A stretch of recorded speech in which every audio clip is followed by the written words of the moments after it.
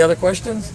You mentioned you went through the theater today. Was there anything that kind of stood out when you took the tour? Well, the pictures in the front. I posted them on Twitter. You can go on my timeline and see them on Twitter. You'll see me where there's a picture. I think it was King Lear, and so it's intact.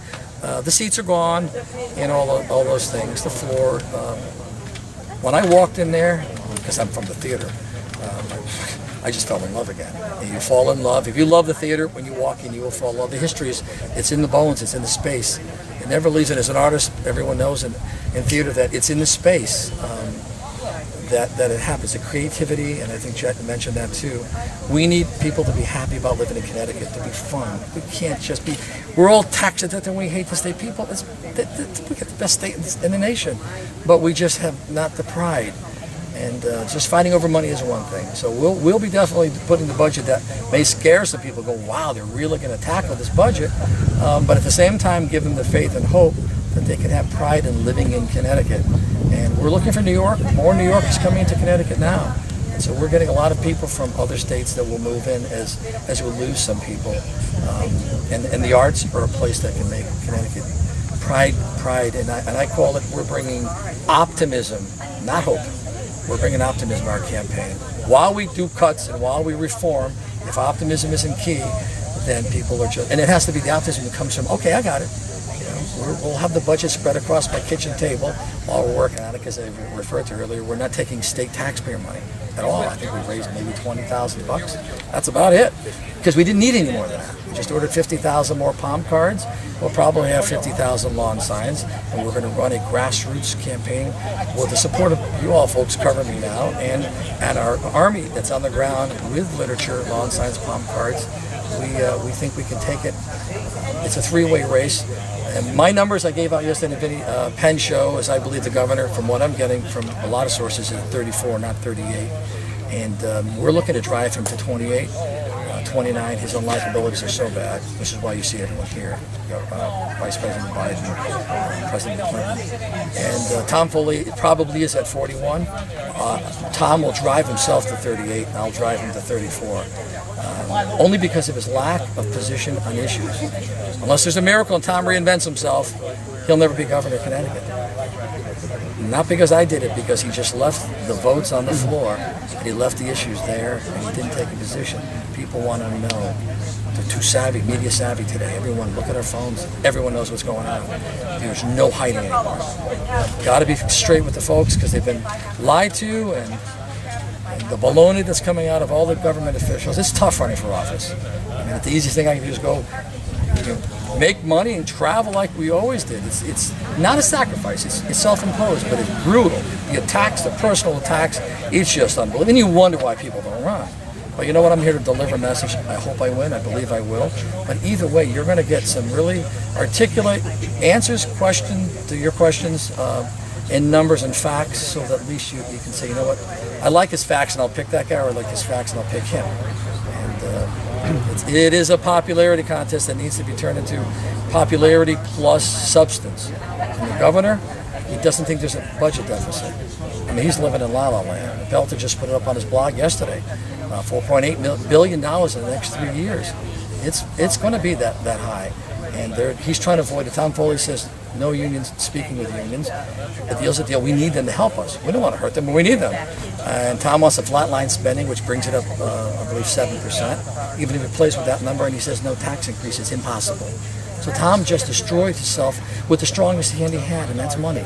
And I don't want to see that. I wish no harm to come to Tom Foley, political harm and things that he does, but he's got some bad advisors, and I don't think he understands politics or how the state is run. And that's not derogatory. It's something I've had to wrestle with in realization. And so I had to stay in the race to deliver to people what I believe they deserve to know. Win or lose, we're all going to win just because the information's out there. So your budget too would have tax increases, if I heard you correctly. I believe it's impossible by the numbers we're looking at now not to put some tax increases. I've already announced in the Connecticut Mirror, one of the first places I will look for. We're looking to shrink the tax on small businesses. This is our plan. I'll release it here right now today, where we're looking to bring the small business tax down, major corporations to bring it up. We're looking at the numbers, and not to penalize major corporations. Many of them are flushed, large corporations. And again, not to penalize them, but also to bring them some reductions in bureaucracies that can help them, make it a little easier. So I'll be sitting with some large corporate CEOs soon and finding out what they need from state, what's hurting them, because we're going to need help from them. And what do you feel is the role of the state to support specific theaters like this one, perhaps, or other theaters in the state that can't make ends meet on their own? When it's this particular proposal would be new, so there's a risk involved with the state that has to assess the risk. Those that are already open, they're struggling, just need cash to stay afloat. That's a different problem. They're going to need, as I said earlier, to reach to their donors. They have to reach down to the donors. I've been a chairman of a 501c3 organization in Miami, Florida, Disabilities and Possibilities, which I helped form. That's where I won my Emmy Award in TV Magazine. And with that, in Miami, we reached out to wealthy donors. Sometimes donors get donors fatigue. So you need to change your board up. This is what a lot of them fall into the trap, the 501c3 charities. That's what these are, the theater groups. They fall into the trap of internal struggles for the things that happen in the theater world, or because the donors get fatigued. And so they need to change their boards, to constantly change the boards. And that's where you have a problem with the changing of powers and authorities on boards, because you can have the donor fatigue. So there's a remedy to struggling theater, but it starts with them. This one here would be a little different. It brings tourism. This is what's very attractive about this facility. It's going to bring, Rosa Dolores should be here with me, this is going to bring probably, we're thinking 25,000 people a week into this area, because there's facilities. There'll be also, as David and his proposal showed, there'll be Renaissance fairs and festivals. There'll be much more about Shakespeare, much to do about something.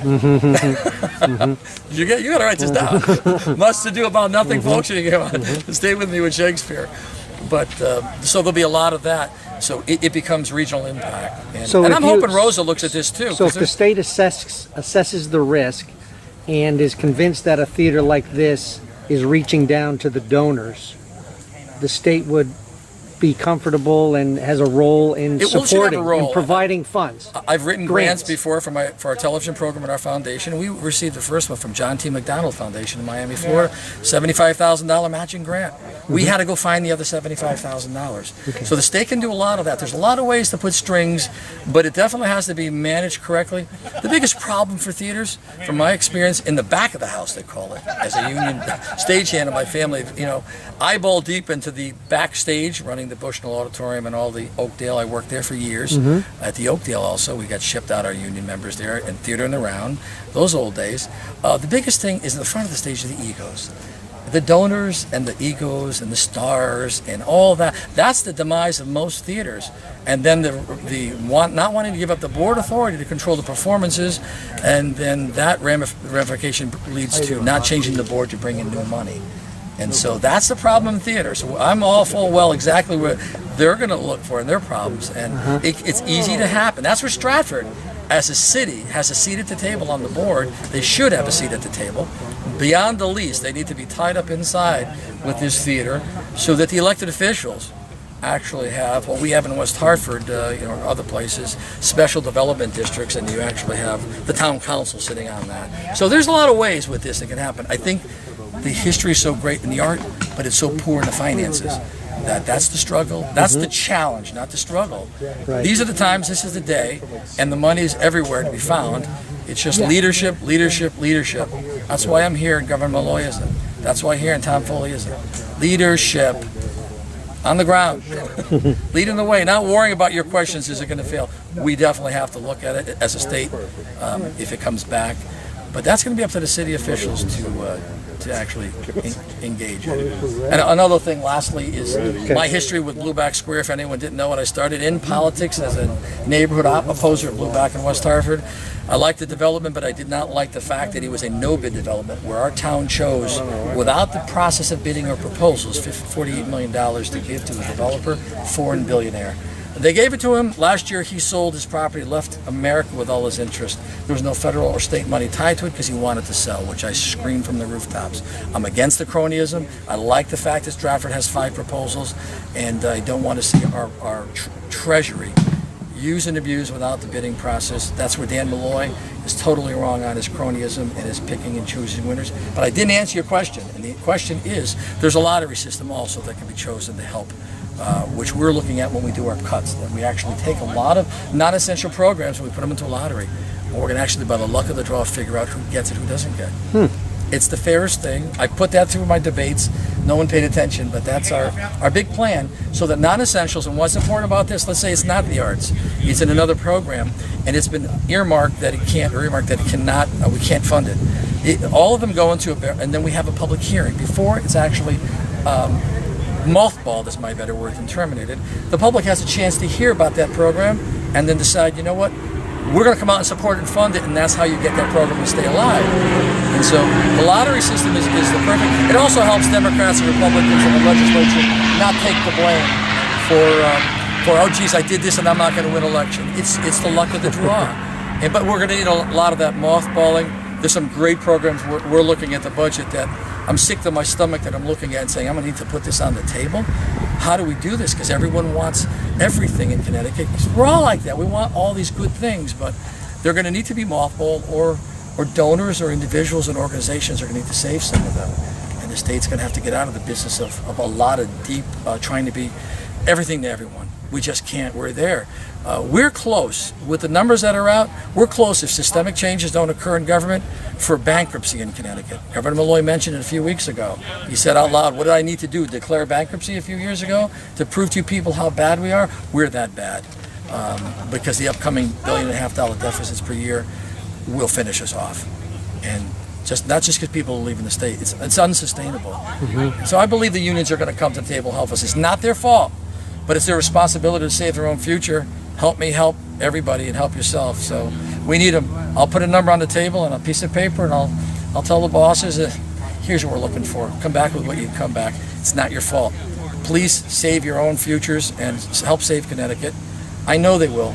They just don't want to be blamed, and they shouldn't be blamed. We made promises in good days, and we're not looking. Tom came out yesterday, but you can Google me on many videos, and you'll see not one more job lost in Connecticut. Not that I want to preserve unions, but I don't want people losing their homes, people losing their jobs, divorces coming, just because we couldn't make the changes and we blame one group. It's not fair. Okay. It's not right. Thank you. Thank you. That's it. Let's grab that.